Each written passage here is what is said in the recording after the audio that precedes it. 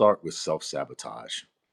So it's my belief and my experience. If you've read my post that I made a few days ago called Ego Tripping, I talk about how when I was a baby, I lived in a house with four adults. That was the ratio, four adults to one baby.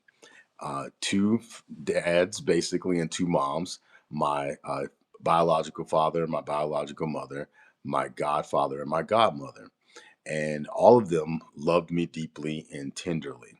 However, they had their own adult issues, and my mom and dad split up. And I spent a lot of time with my godparents until my mom got back on her feet.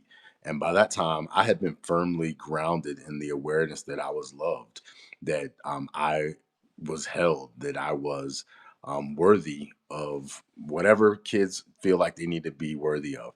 I've really come to realize over the years that many of the people that I've had, I'll say, challenges with, are people who are still holding on to wounds largely from their pre-verbal experience.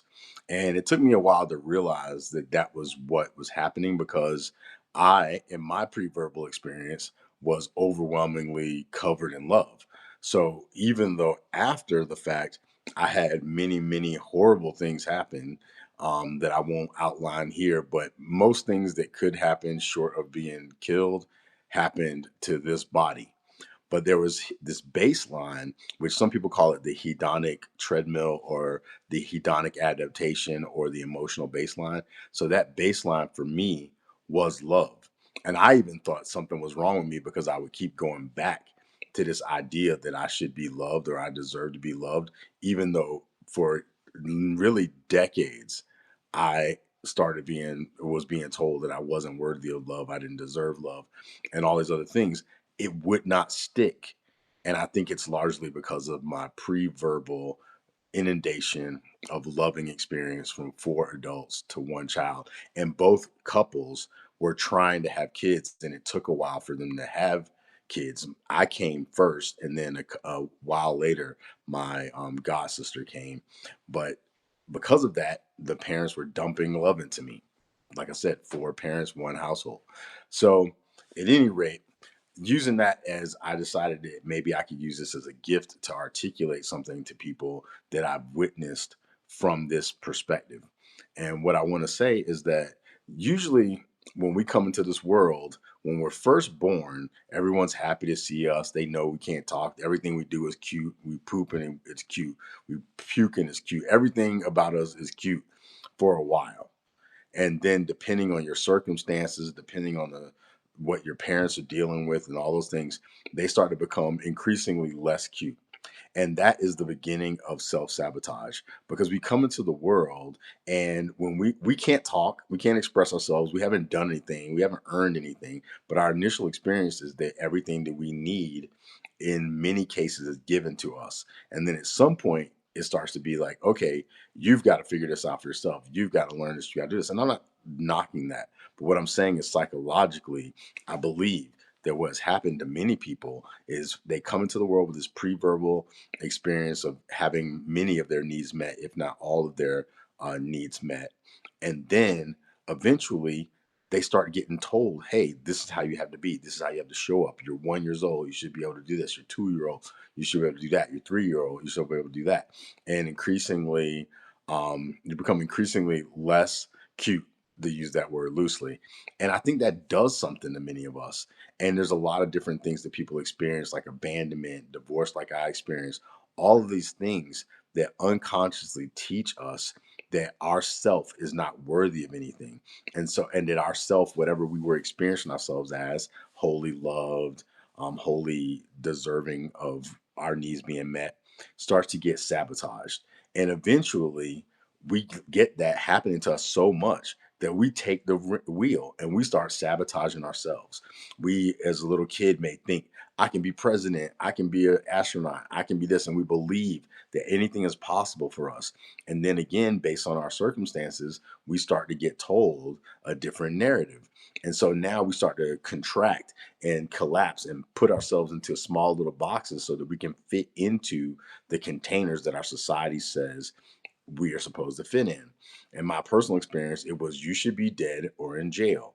And I've been thinking about it a lot lately because with Cyrus, I forget his last name, and Carmelo Anthony, those two young black men who one is dead and one's going to jail. And that was the two options handed to me in my society. Once I became integrated into the larger society, it was this thing that you're probably going to be dead or in jail. Maybe you'll get lucky and work at the shipyard, or maybe you'll become a pastor. I became a pastor. But at any rate, that was what I was told. And many of my brothers and sisters were told in our communities that we didn't have a future. And that if we did have a future, whatever it is, we should be lucky or grateful because we shouldn't expect much from our lives. And so we started to contract, except for I wouldn't contract.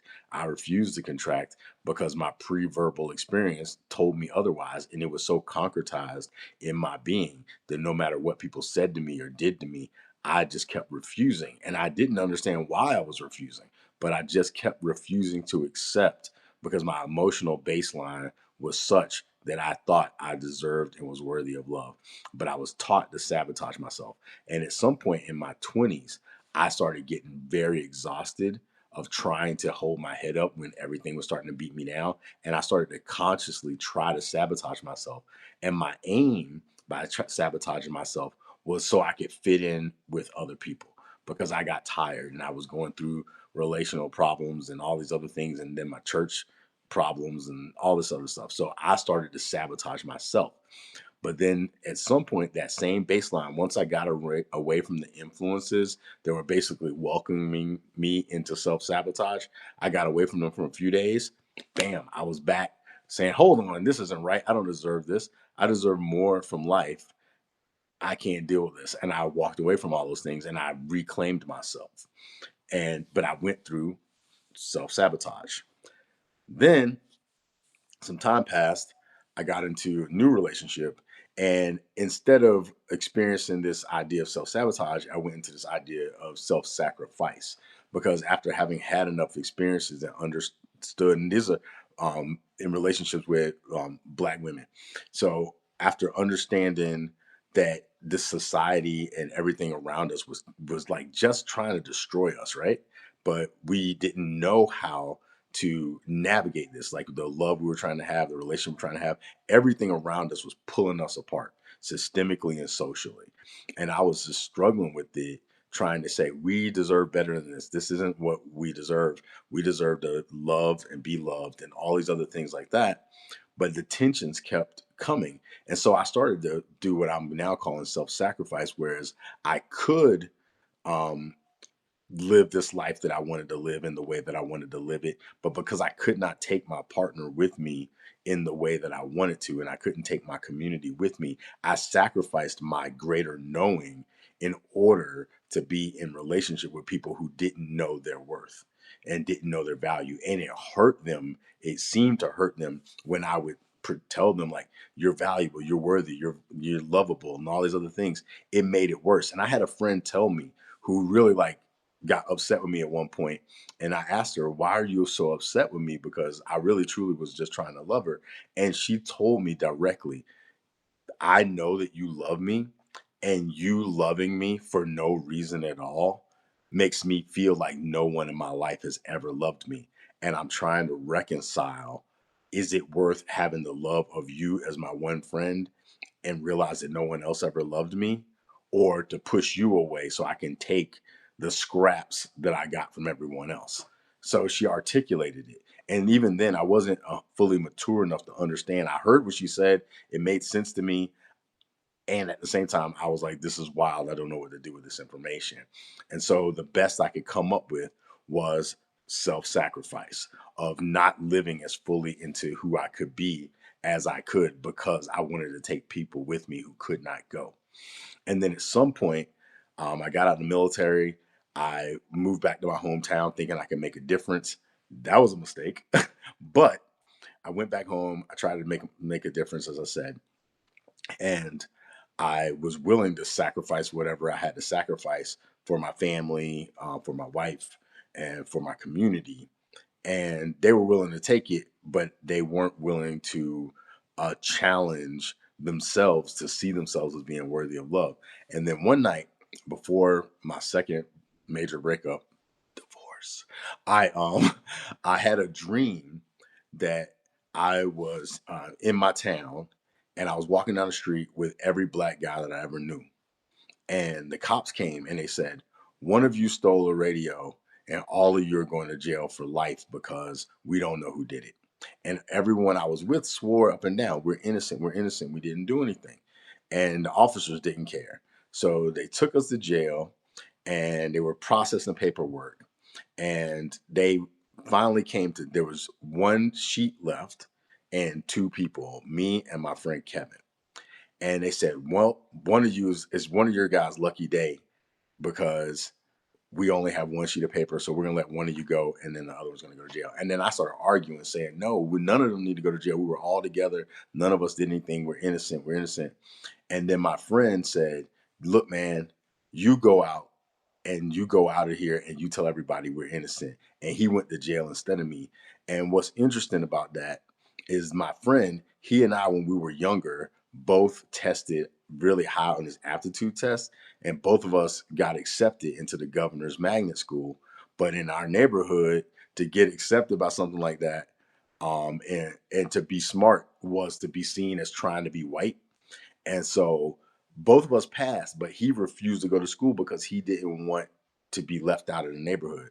And I also didn't want to, but my mom made me go to the school for a while. And I stayed as long as I could. But then all the white kids and Asian kids said that I came from the stupid school and all stuff like that. And I decided I couldn't be there anymore because I didn't like the way they were talking about the community that I came from and my friends. So I just sacrificed and went back. But I don't want to be around those a-holes anyway. But at any rate, I left and went back to my neighborhood. And this same kid was the guy that I had in my dream. So then I left. I ended up moving away from town. And for the past 20 years plus, since I've been trying to navigate that energy, it's only now that I'm, after 20 years of trying to make sense of all these things, I'm only now coming into this place that I would call surrender. And the reason why I'm saying surrender is because this idea of myself is a construct that has been constructed both by me and my desires and things that I might want to see, but also the system and the culture that projects onto my body a certain prescription of who I'm supposed to be. And whenever I'm in contention with that prescription of my society, I'm living in a needless tension because I'm saying I want to be the self I know I am, while the world's telling me that there's only so many selves that they can that are acceptable, unless I become super extraordinary or something like that. And so my new thing that I'm leaning into is to give up, not in a negative way. And I think I've written about it in one of my posts before, but to just surrender the idea of self as prescribed by society and my contention with society. Because there's a saying that says that you can either what you resist persists. That's what it is. What you resist persists.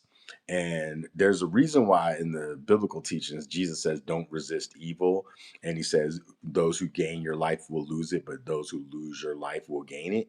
I think it's because it's that egoic structure of who we imagine ourselves to be or who we've been told we could be. And it goes all the way back to when we were little babies in this world, getting told who to be and how to be and what's going to kill us and what's not safe and all the different things that maybe our parents meant in a well-meaning way a lot of times, but they told us a lot of horrible things, like racism that keeps being perpetuated over and over and over again is because somebody's racist crappy parents then took their beautiful innocent child that came in the world and then told them, now you can be racist and a crappy person because these people are this way and these people that way. And then we took it as proof positive of how to survive the world. And I've said it before that many of us use the fact that we're still alive as proof that we know how to survive this world and that everything that we've done up to this point, since we're still alive, we must be doing something right. But many of us are not really experiencing life at all. Many of us are navigating terror, fear, disappointment, depression. We're not really fully living our lives. I was talking to a friend a couple of days ago and I said, well, what life do you think you're worthy of? And my friend was like, what do you mean? And I tried to explain. I said, well, what would you love for your life to look like? And you would have thought I said something foreign, and my friend experienced it foreign. It's like, I don't get what you mean. Why would I do that? And I was like, why would you think that you are worthy of a certain life? And it's like, well, I don't want to be disappointed. But look at that. And I'm not saying anything against her. I'm saying that that's very common. That's not an original thought that she has. That's many of our thoughts. Many of us don't hope the best for ourselves. We don't desire the best for ourselves because we have already signed on to whatever prescription that we have accepted from the world. And then we're fighting with it and trying to navigate it. But we are afraid, just like when we were kids and we dreamed big and then the dreams got smashed, we're afraid of desiring more for ourselves because we don't want to get disappointed.